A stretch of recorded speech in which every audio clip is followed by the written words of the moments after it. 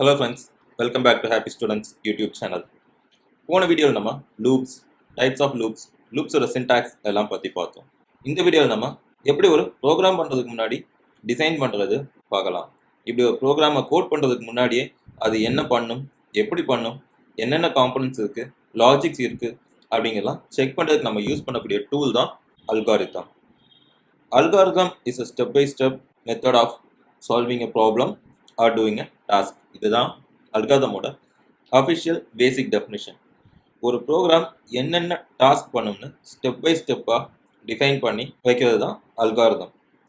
Algorithm ஒரு ப்ரோக்ராமோட ஸ்கெலிட்டன்னு கூட சொல்லலாம். நம்ம இன்புட் என்ன, அவுட்புட் என்ன டெலிவரி ஆகணும் அப்படின்றத அல்காரிதம் ப்ராசஸ் வழியாக நம்ம தெரிஞ்சுக்கலாம். ஒரு அல்காரிதமோட எஃபிஷியன்சியை டிஃபைன் பண்ணுறதுக்கு ரெண்டு பேராமீட்டர்ஸ் நம்ம கன்சிடர் பண்ணணும். ஒன்று ஸ்பேஸ் காம்ப்ளெக்சிட்டி, இன்னொன்று டைம் காம்ப்ளெக்சிட்டி.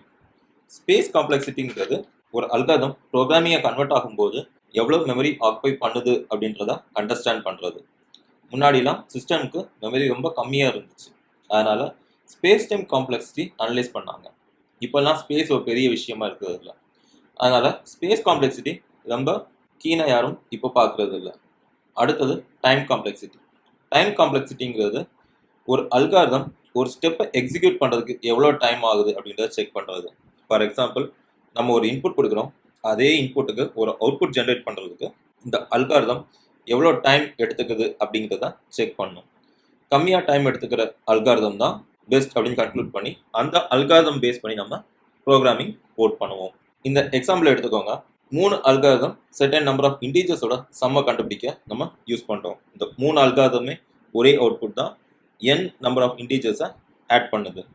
ஆனால் ஒவ்வொன்றும் ஒவ்வொரு டிஃப்ரெண்ட் லாஜிக் யூஸ் பண்ணுது. இதில் பாருங்கள், எந்த லாஜிக் நமக்கு எஃபிஷியண்ட்டாக அவுட்புட் ரிட்டர்ன் பண்ணுதோ அந்த லாஜிக் தான் நம்ம யூஸ் பண்ணுவோம்.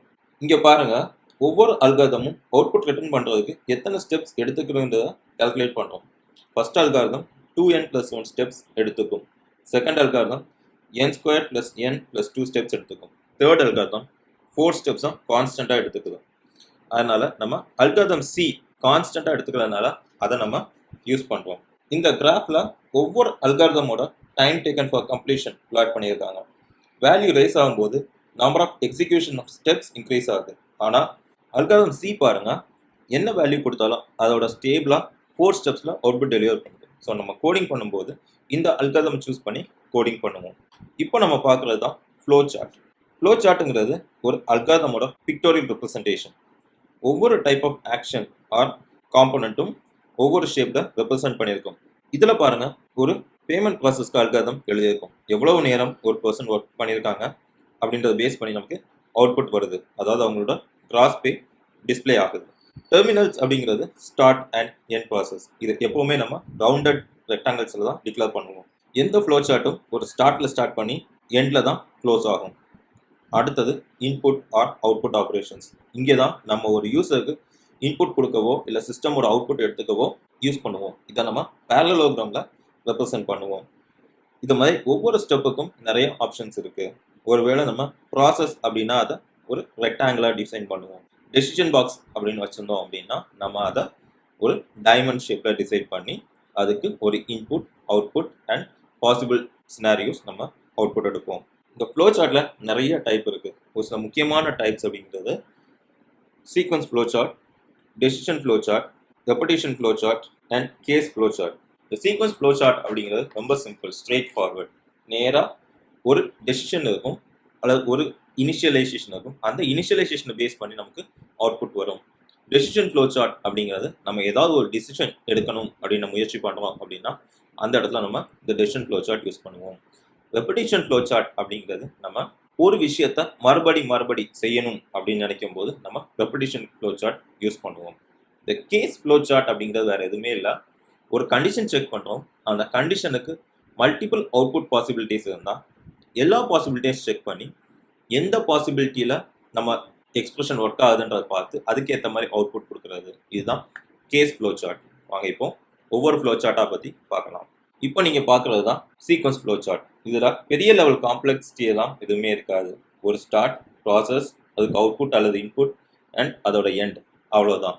அடுத்தது டெசிஷன் ஃப்ளோ சார்ட். இந்த டெசிஷன் ஃப்ளோ சார்ட்டில் தான் நம்ம இஃப் கண்டிஷனுக்குரிய அல்காரிதம்ஸ் இம்ப்ளிமெண்ட் பண்ணுவோம். முன்னாடியே நம்ம இஃப் கண்டிஷன்ஸ் எல்லாம் பார்த்துருப்போம் இல்லையா? அந்த இஃப் கண்டிஷன்ஸோட அல்காரிதம்ஸ் நம்ம இந்த டெசிஷன் ஃப்ளோ சார்ட்டில் தான் பார்ப்போம். பாருங்க, ஃப்ளோ சார்ட்டில் ஒரு இன்புட் கொடுக்குறோம். எக்ஸ் லெஸ் தென் ஒய் அப்படின்னு ஒரு கண்டிஷன் இருக்கு. எஸ் அப்படின்னா அதை நம்ம 2 டைம்ஸாக மல்டிப்ளை பண்ணுறோம். ஒய் அப்படின்னா எக்ஸையும் ஒய்யும் ஆட் பண்ணுறோம். ஸோ இந்த மாதிரி ஒரு டெசிஷனை பேஸ் பண்ணி அதுக்கு ஒரு அவுட்புட் எடுத்து அதுக்கு ஒரு ஆக்ஷன் பண்ணுறோம் அப்படின்னா அதுதான் டெசிஷன் ஃப்ளோ சார்ட். அடுத்தது ரெப்படிஷன் ஃப்ளோ சார்ட். பாருங்க, எக்ஸ் லெஸ் தென் ஒய் அப்படின்னு இருக்கு. நோ அப்படின்னு வந்ததுன்னா அந்த டெசிஷன் பாக்ஸ் எக்ஸிட் ஆயிடும். அதுவே எஸ் அப்படின்னு வந்ததுன்னா எக்ஸோட வேல்யூ ஒன்று ஆட் பண்ணி மறுபடியும் அதே எக்ஸ்பிரஷனில் நம்ம செக் பண்ணுறோம். இந்த மாதிரி நம்ம ரிப்பீட்டடாக ஒரே ஆக்ஷனை பண்ணுறதுக்கு நம்ம யூஸ் பண்ணுறது தான் ரெப்படிஷன் ஃப்ளோ சார்ட். இந்த ஃப்ளோ சார்ட்ஸ் நம்ம லூப்பிங் கான்செப்ட்ஸ் வரும்போது யூஸ் பண்ணுவோம்.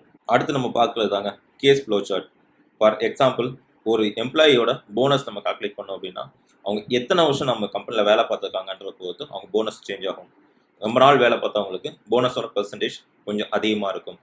சீக்கிரமாக இப்போ தான் ஜாயின் பண்ணியிருக்காங்க அப்படின்னா அவங்களுக்கு போனஸ் பெர்சன்டேஜ் கம்மியாக இருக்கும்.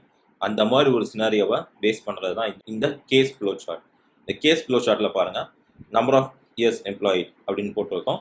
ஒரு வருஷமாக இருந்ததுன்னா 100 ரூபா போனஸ் கொடு, 2 வருஷமாக இருந்தால் 200, 3 வருஷம்னா 400, அதை விட அதிகமாக இருந்தால் எல்லாருக்கும் 800 ருபீஸ் போனஸ் கொடுன்னு நம்ம ஒரே டெசிஷனுக்கு மல்டிபிள் அவுட்புட் பாசிபிலிட்டிஸ் செக் பண்ணுறோம்.